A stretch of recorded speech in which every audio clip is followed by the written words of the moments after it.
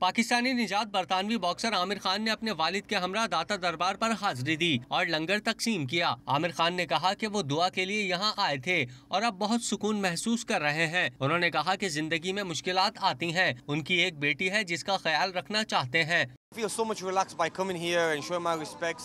You know, obviously it's a very difficult situation I'm going through a divorce and everything else, and also, you know, I just pray to Allah that, you know, everything goes smoothly. We have a daughter, we have a beautiful daughter, and we want to make sure that everything, Lamaisa will be okay, my daughter and everything. But look, in life this happens, we have to move on. Pakistan में boxing league कराने के ऐलान के साथ आमिर खान ने कहा कि उनकी अगली फाइट दिसंबर में होगी।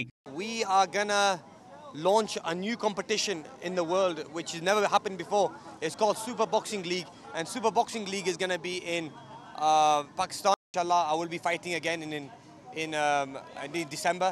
The next fight will be in December. There's many locations we are looking at.